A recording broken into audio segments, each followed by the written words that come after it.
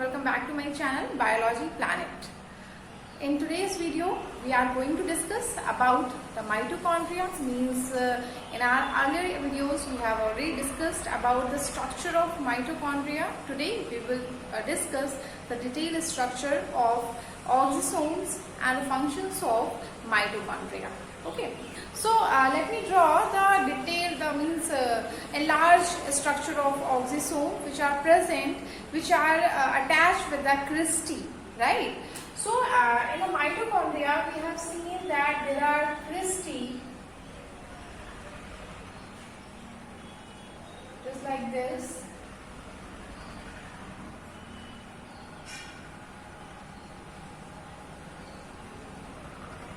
These are the cristae, and cristae is formed by the infold of inner lining of mitochondria. Means cristae का formation आप देख सकते हैं किससे हो रहा है, inner lining, mitochondria की inner lining से या inner membrane से हो रहा है.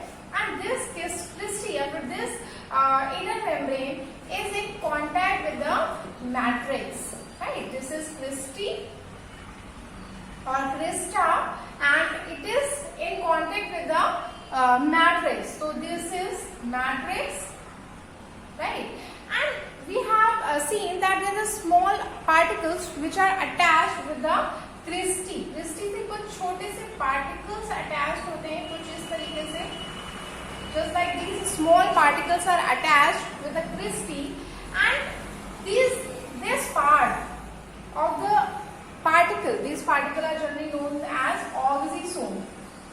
इनको हम ऑक्सीसोम्स कहते हैं. थोड़ा सा एनलार्ज स्ट्रक्चर इसका भी बना ले रहे हैं. अगर हम ऑक्सीसोम का स्ट्रक्चर बनाएं तो it is just like this. It is somewhat just like this. So this part of the oxysome or F0, F1 particle is embedded in the cristae, right? So this part is known as base, right?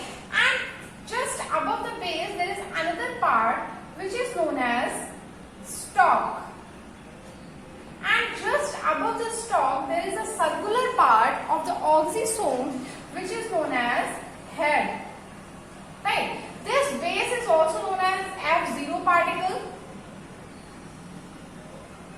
This stalk is also known as F5 and F6 particle, and this head is also known as F1 particle,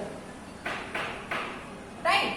And basically this head and stalk of this oxysome is made up of a complex protein. It is made up of protein, okay? And this complete structure is known as oxysome.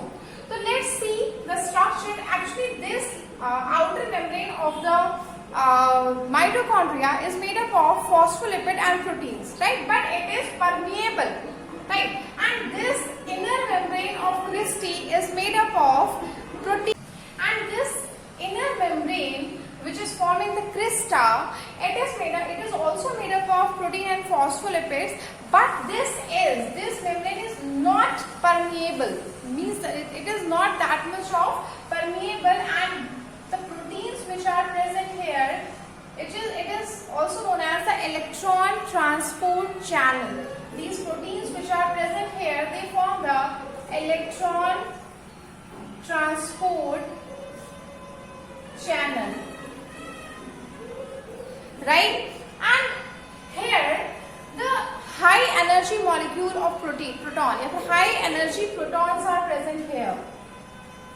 Here high energy protons are present, which tend to move from the higher concentration to the lower concentration, right? Means here in the outer compartment the higher energy protons are present, which tend to move from the higher concentration to the lower concentration of matrix. Though it can be done by the simple diffusion, but here as I told you that this inner membrane is not permeable for these electrons, for these protons, then what will happen?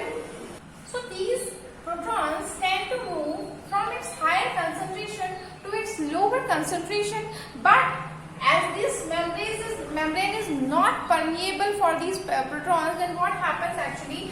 These protons enters inside the matrix by means of a channel, by means of this oxysome. And here they have the high energy molecule. They have a high energy molecule. This high energy is utilized by the oxysome for the addition of inorganic phosphate to the ADP, and it forms ATP, that is adenosine triphosphate. So here you can see that what happens when this proton moves inwards and it has a high energy molecule. So this high energy is utilized by this oxysome for the addition of inorganic phosphate to the ADP, that is adenosine diphosphate, and hence it forms ATP, that is the adenosine triphosphate. So this is how you can see that the formation of the synthesis of adenosine triphosphate takes place by means of this oxysome. अभी तक हम क्या करते आ रहे थे कि like the synthesis of ATP takes place inside the mitochondria. Yes, it takes place inside the mitochondria, but where?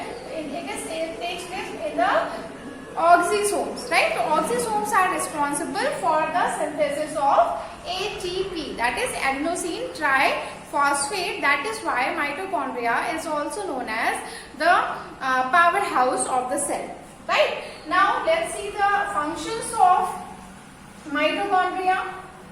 So mainly it produces or synthesizes the ATP or the energy currency. So that is why the main function of mitochondria is to produce or synthesize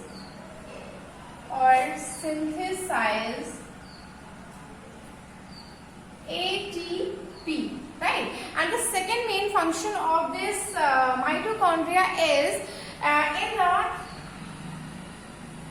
cytoplasmic inheritance. Cytoplasmic inheritance.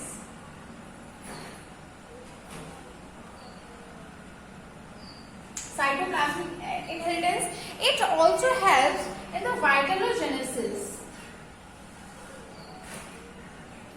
Vitellogenesis means in the yolk formation. We have already studied that Golgi apparatus are involved in the vitellogenesis, means in the yolk formation. But here this mitochondria helps the Golgi bodies to synthesize the yolk, means in the yolk formation or in the vitellogenesis. This mitochondria is also found in the middle part of the sperm, right? Means this mitochondria also formed the middle part of the sperm, right? This middle part of the sperm is made up of mitochondria, and the mitochondria is present here in the spiral form. So here we can say that it also forms the middle part of sperm. Middle part of sperm. So these are the main functions of mitochondria, where the main function of mitochondria is to produce or synthesize ATP. That is why it is known as the means powerhouse of the cell. Then it also helps in the cytoplasmic inheritance. इस cytoplasmic inheritance में भी help करता है. It also helps in the vitellogenesis, right? And it also forms the middle part of the sperm. So these are the certain functions of mitochondria. If you like my video, please do like, share and subscribe to my channel. Thank you.